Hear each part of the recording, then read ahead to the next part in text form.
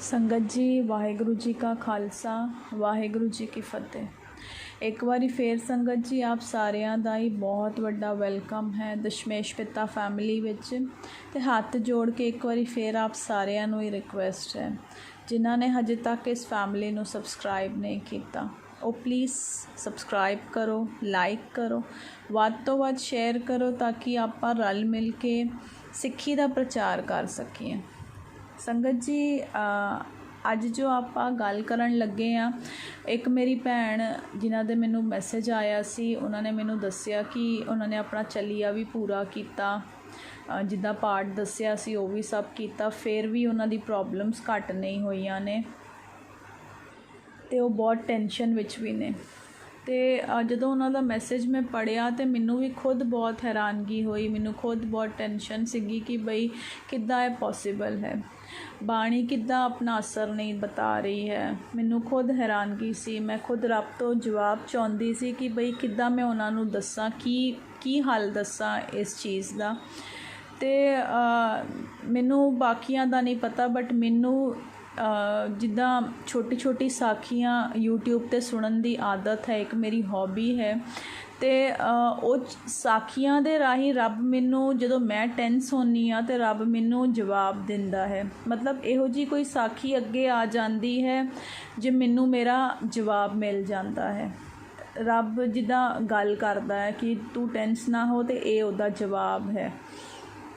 तो जिद्दां यकीन होर पक्का हो जाता है कि बाबा जी हैगे ने और किद्दां गल करते हैं, अपने बच्चों नू बिल्कुल परेशान नहीं वेख सकते ने। तो चलो दीदी ने मैनू दस्सिया, मैनू भी थोड़ी जी टेंशन सीगी, मैं खुद सर्च कर रही सी कि बई किद्दां पॉसिबल है। तो एक साखी जो मेरे अगे आई, जो मैं आप जी नाल हुण सांझी करन लगी हाँ, ते दीदी नू अपनी प्रॉब्लम्स दा शायद कोई जवाब मिल जाए उहदे विच, ते वो साखी आपां शेयर करनी है। एक महापुरुष सी, एक ज्ञानी सीगे, उन्हां कोल काफ़ी संगतां ने आउणा, अपनी प्रॉब्लम्स दसणियां ते उन्होंने उहदा अरदास करके सोल्यूशन दसणी, ते उन्हां नूं काफ़ी फर्क भी पैंदा सी। मतलब ज्ञानी महापुरुष सन, काफ़ी उन्हां दी अरदासां लगदियां सी, कित्थों कित्थों संगतां ने आना और उन्हां कोलों अरदासां करवाउणियां, ते अरदास पूरी भी होंदी सी। ते खुद विचारे वो एक रोग तो पीड़ित सन, उन्हां नूं रोग सीगा जिथे खुरक करनी उत्थे लहू वगण लग पैना। संगत जी उन्हां नूं इहो जी बीमारी सीगी जिथे खुरक करदे सी उत्थों लहू निकल जांदा सी। इन्ने वड्डे महापुरुष सारियां दी मुसीबतां दा हल कढदे ने, अरदासां करदे ने, पर आप विचारे इस रोग तो पीड़ित सन। ते एक दिन एक सेवादार ने पुछ लिया कि बाबा जी तुसीं सारियां दी प्रॉब्लम्स हल करदे हो, सब वास्ते अरदास करदे हो, ते आप तुसीं इस रोग तो पीड़ित हो क्यों?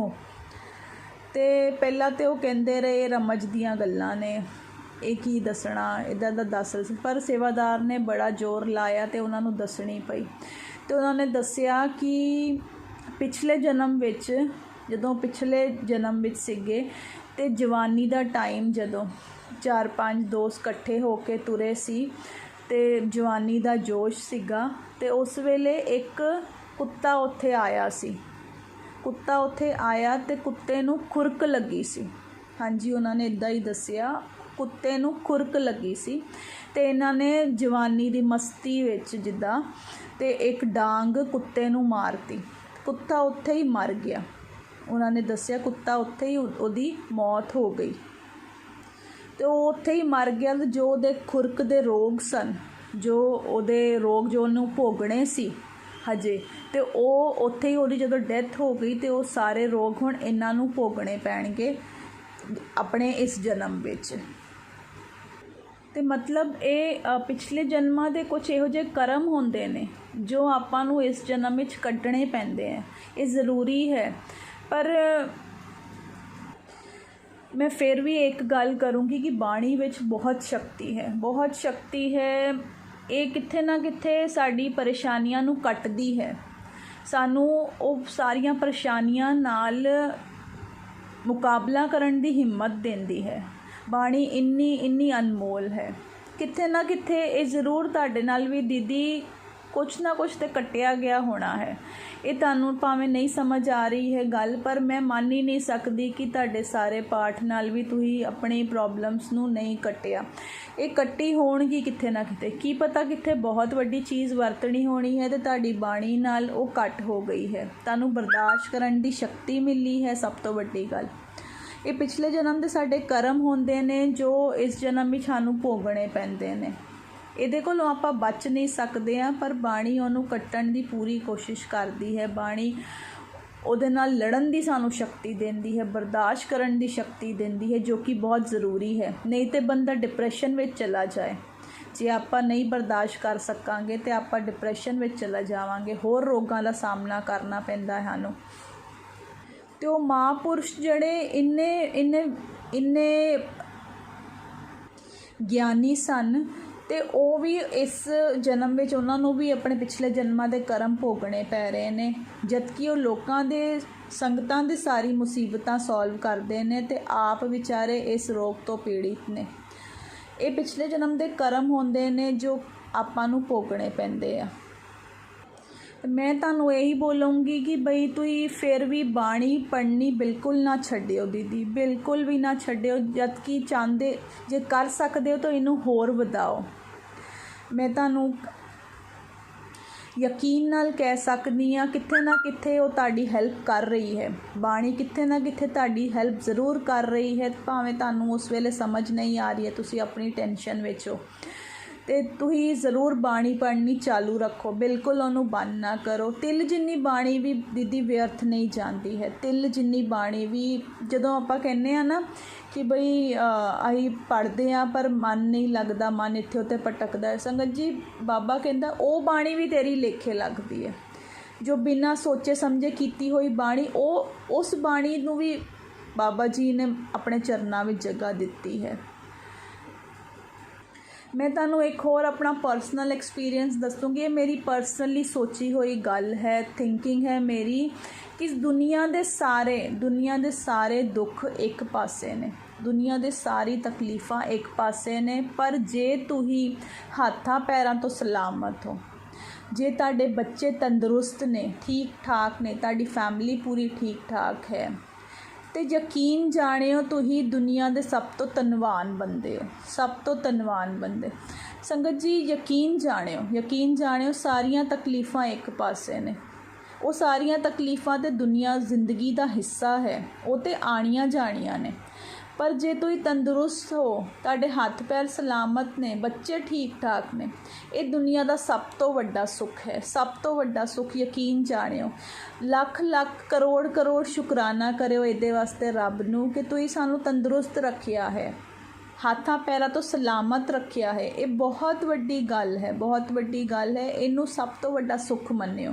तुसीं आत्मनिर्भर हो, तुसीं जो चाहो कर सकते हो, तो दुख सुख तो जिंदगी का हिस्सा ने, ये आने जाने ने। ये भावें किन्ना भी तुसीं कर लो, इन्हें आना तो जाना लग्या रहना है। इन्हां दा ये धुप और छाँव की जगह ले लेंदे ने जिंदगी विच। तो इनू इन्ना इंपोर्टेंस ना दो जिन्ना कि तुहानूं इन्ना वड्डा सुख रब ने दिता है कि तुसीं हाथां पैरां तो सलामत हो, तुहाडे बच्चे तंदुरुस्त ने। ये मेरा पर्सनल एक्सपीरियंस है। जिंदगी दीयां तकलीफ़ां मैं भी बहुत वेखियां ने, पर जे ये चीज़ां तुहाडे कोल ने, बस तुसीं अपने आप नूं सब तो धनवान बंदा समझो। गुरु ने तुहानूं सब तो वड्डा सुख दिता होया है। अपना सैल्फ कॉन्फिडेंस कदी ना खोयो, कदी अपनी विल पावर नूं घट ना होण दिओ। ये चीज़ां तुहाडे कोल हैगियां ने। तो दीदी तुही भी तो होर भी जो भी ये वीडियो नूं सुन रहे ने, अपनी बाणी पढ़नी चालू रखियो। दुख तकलीफ़ां नूं आण जाण दो, उन्हां दी परवाह कीते बगैर अपनी बाणी विच अपना सुख लभो। जो बाणी विसर जाता है वो पक्का रोगी होंदा है। वो सारे रोग अपने अंदर कंज्यूम करता है जो बाणी विसर जाता है। जिदे अंदर बाणी है उहदे अंदर परमात्मा की शक्ति है।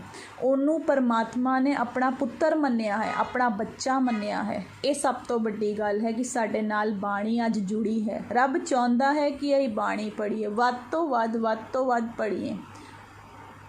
मेरी हत्थ जोड़ के संगतां नूं बेनती है, कोई दुख तकलीफ आए तुसीं अपना नाम दा आसरा लैना कदे घट ना करियो, कदे नाम दे उत्ते शक ना करियो।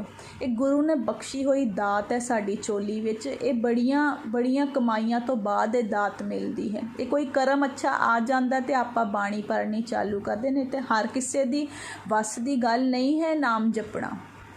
ये यकीन जाणियो, अपना नाम जपना कदे भी ना घट करियो, कदे भी ना घट करियो। समाप्ति है संगत जी, आओ रल मिल के एक बारी फिर फतेह दी सांझ पाईए। वाहिगुरू जी का खालसा, वाहिगुरू जी की फतेह।